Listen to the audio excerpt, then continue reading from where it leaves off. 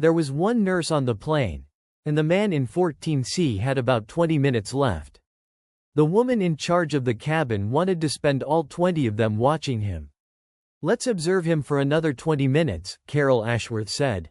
Frank Delgado did not have 20 minutes.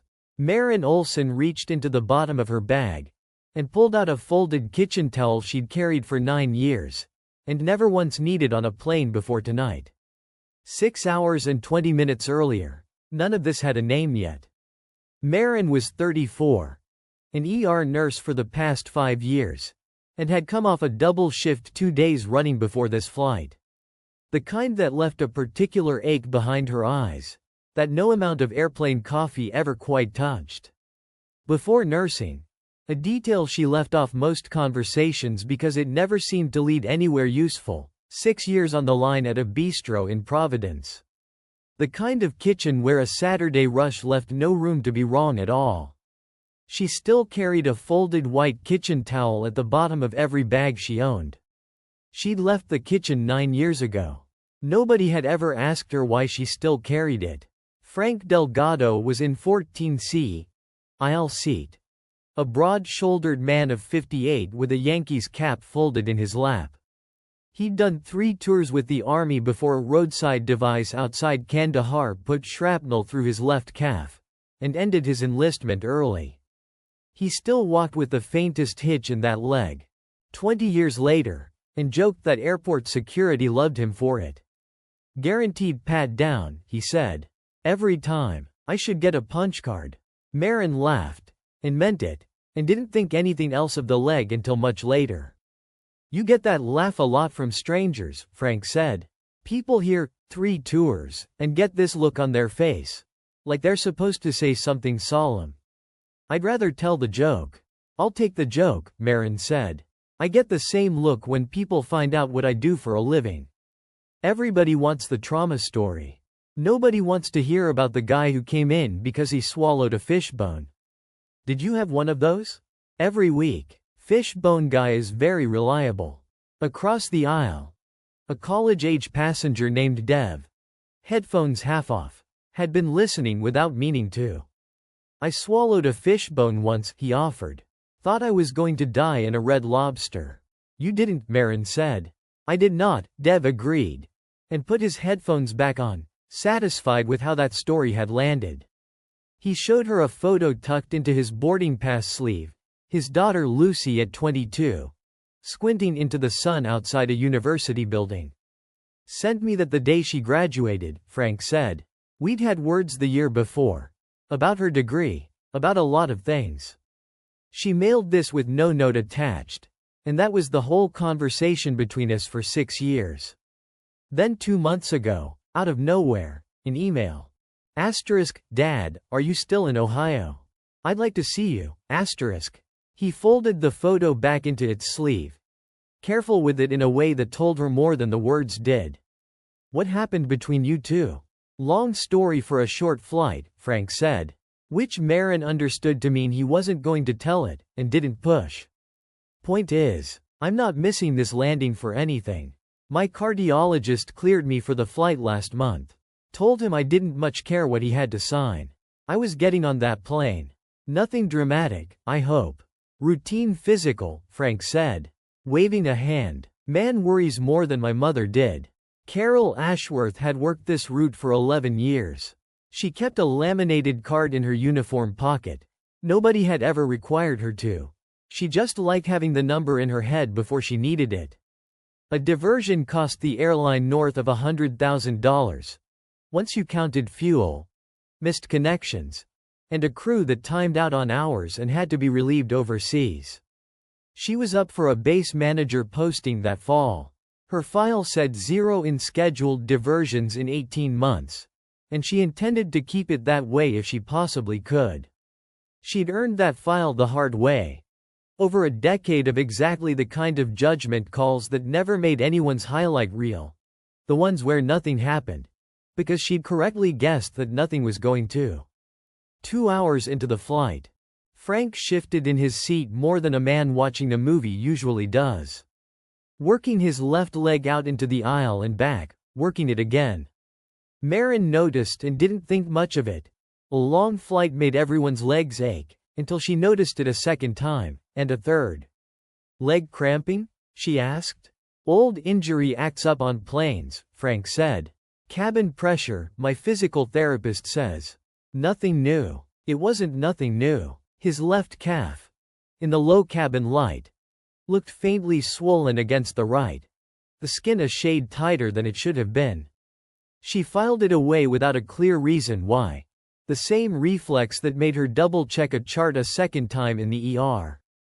Back when her last shift had ended with a 19-year-old who'd waited 4 hours in triage, because 3 people ahead of him looked sicker on paper, and weren't.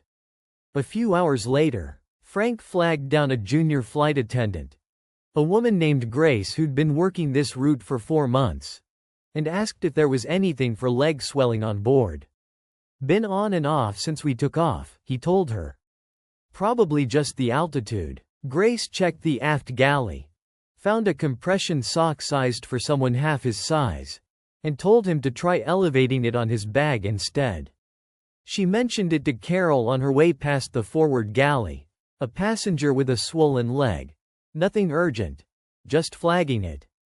Compression sock. Elevate it. Keep an eye, Carol said. Not looking up from the manifest she was reconciling. Standard stuff. It was, by any reasonable measure, a perfectly sensible thing to say. Nobody connected the swollen leg to the man's breathing, until his breathing became impossible to miss. 6 hours into the flight, Frank made a sound Marin heard 3 rows back over her own headphones, short, sharp, more surprised than pained. By the time she got to him, his hand was pressed flat against his chest, and his breathing had gone fast and shallow, each inhale cut off before it finished.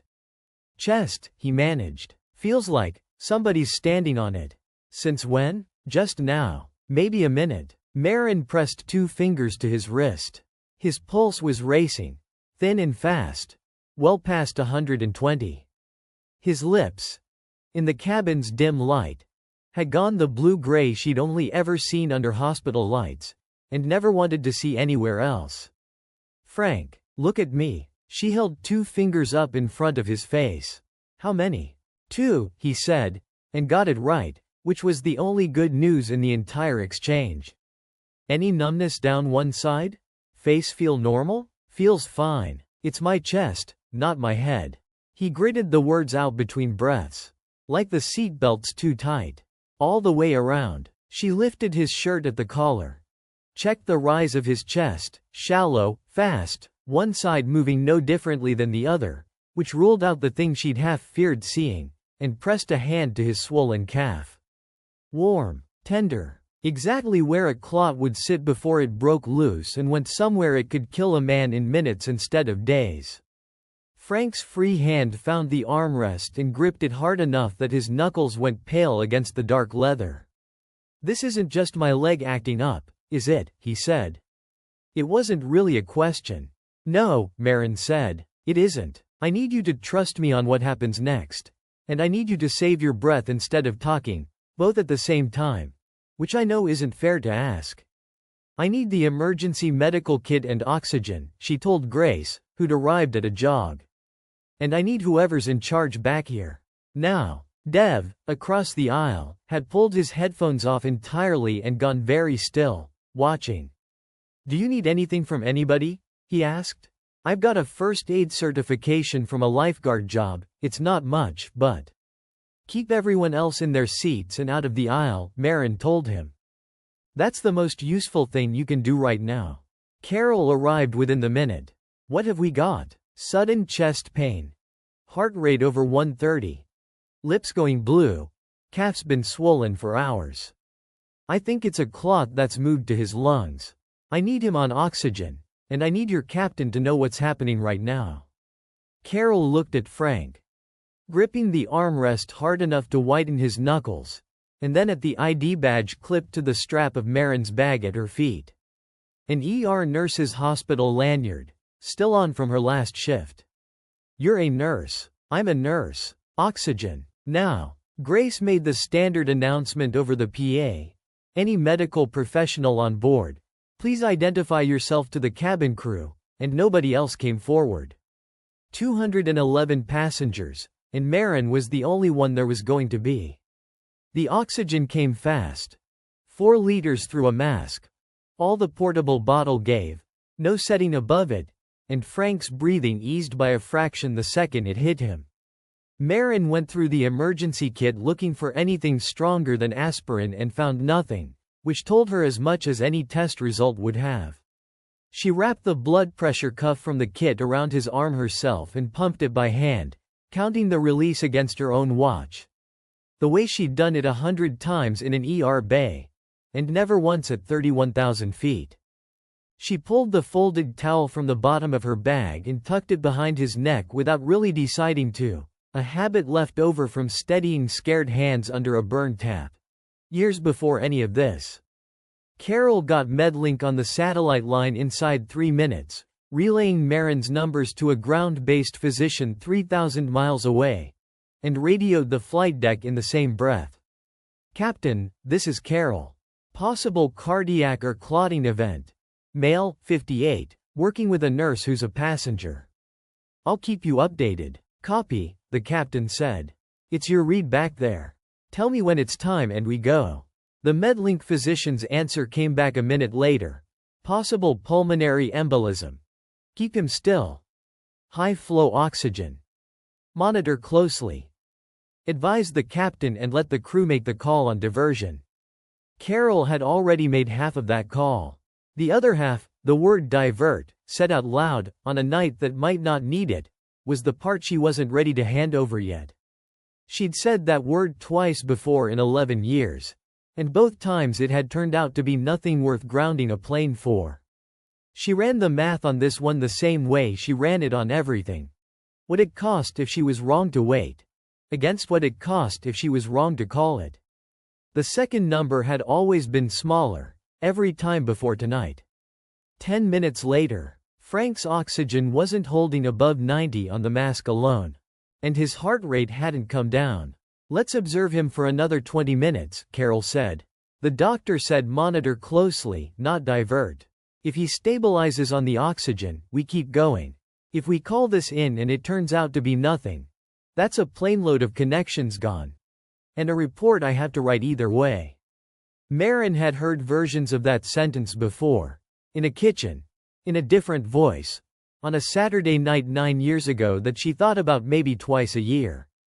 Usually at moments exactly like this one. "It's fine, fire it. We don't have time to be careful tonight." She'd had 6 years on the line by then and said nothing anyway, because the man saying it had 15 years on her. And a customer 3 tables from the kitchen door had spent 4 days in a hospital because of the 10 seconds it would have taken her to say so. "It's not a gut feeling," Marin said. "It's a heart rate over 130. An oxygen saturation that isn't holding on 4 liters. And a leg that's been swelling for hours that nobody flagged until it turned into this. I'm not watching this happen twice." "Twice? Not the point right now. I've had crew call diversions on less than that and be wrong," Carol said. And it came out more like an argument with herself than with Marin. 2 years ago a flight attendant grounded a plane in Reykjavik over a passenger who turned out to have a panic attack. She still hasn't lived that down internally. I'm not saying you're wrong. I'm saying I've watched being right about a gut feeling and being wrong about a gut feeling look identical from where I'm standing. Right up until they don't. "Then stop standing where you're standing," Marin said. "Come stand where I am, and look at him. Talk to me," Marin said to Frank, low, while Carol was still working out what to say next. "Stay with me. What's your daughter's name?" "Lucy," Frank said, through the mask, eyes fighting to stay open. "Lucy Ann. Named her after my mother." "Good. You're going to tell her yourself in a few hours." "Not me. You." The pulse ox on his finger dropped 4 points while she was still talking, and his hand went cold enough under hers that she didn't need the number to know it. "He's going into shock," Marin said. "I am not going to be the second person tonight who saw a warning sign and decided somebody else could make the call. If you've ever had to make a call nobody wanted to hear, and did it anyway, Hit like, subscribe, and tell us about it in the comments. Carol looked at Frank's face, gray now under the cabin lights, and picked up the interphone. "Captain, this is Carol. We need to divert. Shannon." The captain's voice came back within seconds. "Copy." Diverting to Shannon, 40 minutes out. Quicker than pushing on to Heathrow, and closer to help. Emergency services being notified now. Advise cabin crew and prepare the patient. Carol relayed the plan to Marin in a voice that had lost every trace of its earlier calm, and gained something closer to what it should have sounded like from the start. 40 minutes to Shannon. "What do you need from me until then?" "High-flow oxygen. Keep him still and flat as you can get him. And somebody holding his other hand," Marin said. "That last one's not medical. It still matters." Grace took Frank's other hand without waiting to be asked, kneeling in the aisle despite the turbulence, her own face pale in a way that had nothing to do with the descent. Frank held onto it like a man holding a rail on a boat, and asked Marin, through the mask, in a voice thinned down to almost nothing, whether he was going to make it to London after all. "You're going to make it somewhere that has a hospital in it," Marin said. "London can wait a day. Lucy can't wait forever, and neither can you. So you're going to hang on for 40 more minutes and then let some very bored Irish paramedics take it from here." Frank almost laughed at that, which cost him a bad 30 seconds of coughing, and Marin didn't apologize for the joke, because it had done what she needed it to do. The descent into Shannon took 38 minutes that felt considerably longer than that. The cabin had gone quiet the way a plane goes quiet when everyone understands, without being told, that something serious is happening a few rows away. An older man 3 rows back said a quiet prayer Marin could just barely hear over the engine noise, and didn't stop when she glanced back at him.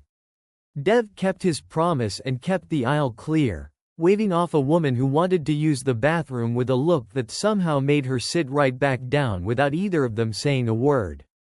Frank's pressure dipped once, badly, somewhere over the coast, and climbed back before she had to decide what came next.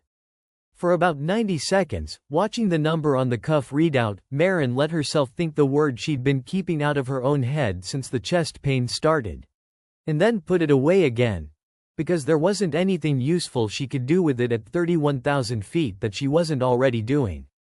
"Lucy Ann," Frank said at one point, mostly to himself, testing the name like he was practicing it.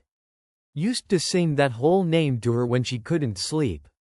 "Sing it to her tomorrow," Marin said. "In person. Feels like a lot to promise a man on oxygen." "I don't promise things I'm not planning to make true," Marin said. "Save your breath. Keep your eyes open. That's the whole job right now." She talked to him the entire way down, about Lucy, about the bistro she used to work in, about anything that kept his eyes open. And didn't let herself think, until the wheels touched the runway, about how bad that one dip over the coast had actually been.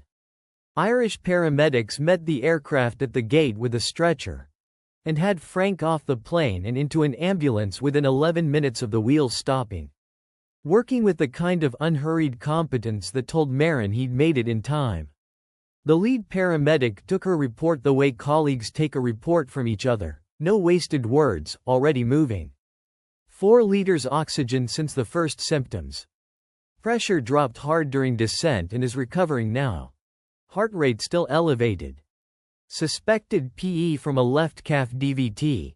He's a veteran with old shrapnel scarring in that leg, Marin said. The paramedic nodded once at each fact, like he was checking boxes she couldn't see. "You did this for a living before today?" "ER, 5 years. Figured. Good, clean report. Wish more of them came in like that." He was already moving the stretcher. Frank caught Marin's hand as they wheeled him past, the towel still folded behind his neck. "This is yours," he said, working it free with his other hand.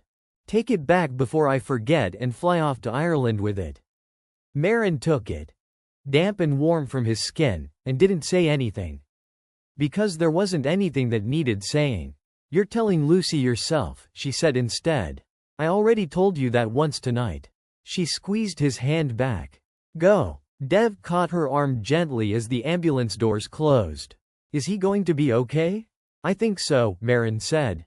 Which was as honest as she could be about it. You did good keeping that aisle clear. That mattered more than you probably think it did. I just stood there. That's most of what mattering looks like, most days, Marin said. Marin found a quiet corner of the terminal before anyone found her. 5 minutes she didn't tell anyone she was taking. And let her hands shake once, properly. Now that there was nobody left who needed them steady. She thought, briefly and without much ceremony, about the version of tonight where Carol's 20 minutes had won the argument. And made herself stop thinking about it the same way she'd made herself stop over the coast. Not because the thought wasn't true, but because it had already not happened, and there wasn't a version of tonight left to spend on it. Carol found Marin afterward, in the nearly empty gate area at close to 2 in the morning, still holding a coffee she hadn't drunk any of. He's stable, Carol said. They just called it in from the ambulance. They think he's going to be all right. Good. You said, twice, back there. On the plane. Carol sat down 2 seats away, not quite looking at her. I've been turning it over for the last half hour. What happened the first time? Marin looked at the coffee for a second before she answered. I used to cook. 6 years. Line cook at a bistro back in Providence, before any of this. She turned the cup once in her hands. Saturday night, we were slammed. 40 tickets an hour. No room to be wrong about anything twice.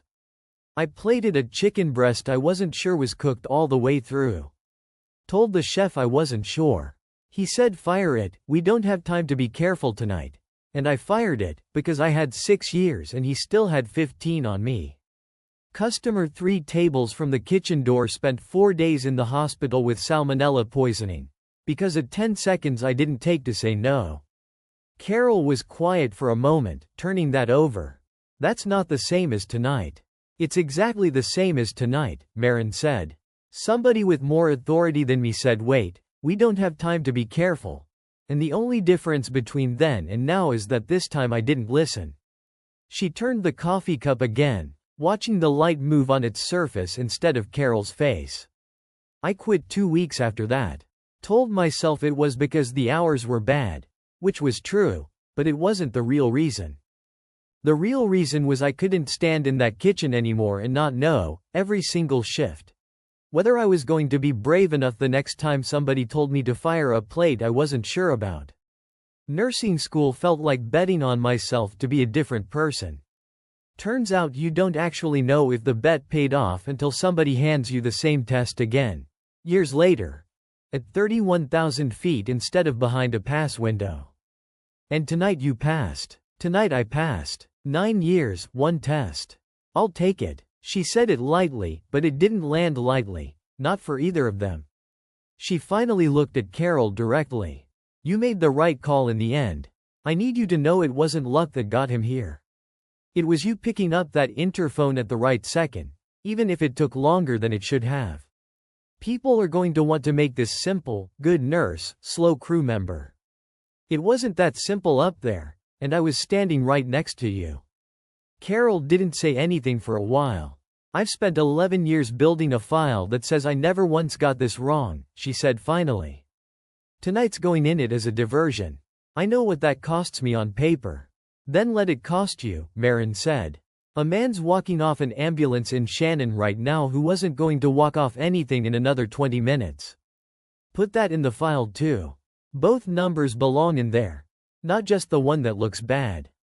20 minutes. Carol turned her own coffee cup, an unconscious mirror of the gesture Marin had made a minute earlier. I keep landing on that number. If you'd waited the 20 minutes I asked for. I didn't wait it. That's the whole story. There isn't a version where I did, and this still ends with him on a stretcher walking his own legs into an ambulance. I know. I keep running the other version anyway. Everybody in this story has a version they keep running, Marin said. Mine's 9 years old. Yours is 20 minutes old. Give it time. It gets quieter, not louder. Marin spent part of the layover in Shannon on the phone waiting for news, before flight operations put the remaining passengers up in a hotel and flew in a fresh crew to finish the route. The exact line item on Carol's laminated card, playing out anyway. Frank called her the next evening from his hospital bed. They showed me the scan, he said. Big one, right where the artery splits. Doctor said if the plane hadn't come down when it did, we'd be having a very different phone call. Or no phone call at all. He paused. My cardiologist cleared my heart 6 weeks ago. Nobody ever thought to look at the leg. Lucy? Already booked a flight. Said she wasn't waiting for the reunion to be perfect anymore. Guess almost losing her father will do that for a person's patience. A beat. Told her, a couple years before that graduation photo, that her art degree was a waste of a good mind. That's the whole ugly story, if you were wondering. She's a curator now, some gallery in Shoreditch. I looked it up on the flight, before any of this happened. Tell her that first, Marin said. Before anything else. People remember what you say right after the part that scared them most. Frank called again a week later, from a regular hospital room this time instead of a step-down unit, sounding more like himself. Lucy got in yesterday, he said. First thing she did was cry in the doorway for about a minute before she could even get to the bed. Second thing she did was tell me my hospital gown made me look like an idiot, which, fair. That's more like the kid I remember. How long is she staying? Says she took the whole month off. Didn't ask her boss. Just told them she was going. I keep waiting for her to bring up the fight. Get it out of the way, and she hasn't once. Maybe she's decided it doesn't need saying out loud anymore. Maybe I'm the one who still needs to say it. And she's just letting me get there in my own time. He paused. I keep thinking about that nurse who elevated my leg on a sock instead of calling anybody. Not angry at her. She did exactly what she was trained to do with what she had in front of her. I just keep thinking about how close it was to being the last conversation either of us ever had, over a compression sock. That's the part that doesn't really go away, Marin admitted. You don't get to unknow how close it was. You just get to decide what you do with knowing it. What did you do with yours? The kitchen thing? Became a person who checks things twice, Marin said. Occupational hazard now, apparently. Ask anybody who's flown next to me since. Grace put in for a transfer to a shorter route the following month. Not out of any grudge, she said. Just because she wanted more hours under her belt on quick hops before she trusted her own read on a long-haul emergency again. Carol wrote her the recommendation letter herself. And made sure it said, in plain language, that Grace had done exactly what 4 months of training told her to do with a swollen ankle. Which was the truth, and the actual problem, and not something either of them was going to fix by blaming her for it. Carol didn't get the base manager posting that fall. It went to a colleague with one fewer diversion on her file. She called Marin once, weeks later, just to say she thought it had been worth it anyway, and Marin believed her. Marin still keeps the towel in the bottom of her bag. On every flight since. A plain one now, not the one Frank handed back to her. Which she keeps folded in a kitchen drawer at home instead, for reasons she hasn't tried very hard to explain to herself. She flew home from London 10 days later and found herself somewhere over the same stretch of ocean. Watching the man in the row ahead of her shift his leg once, then again. And asked him, before he'd finished a third time, whether it was cramping or something else. It was cramping. He was fine. He thought she was a little strange for asking, glancing at her twice like he was deciding whether to say something about it. She let him think it, and didn't explain, because some habits are easier to keep than to justify out loud. If you've ever had 30 seconds to speak up and let someone else decide the timing for you, you already know exactly which 20 minutes you'd take back. Have you ever spoken up against someone with more authority than you, in a moment that actually mattered? Tell us what happened in the comments.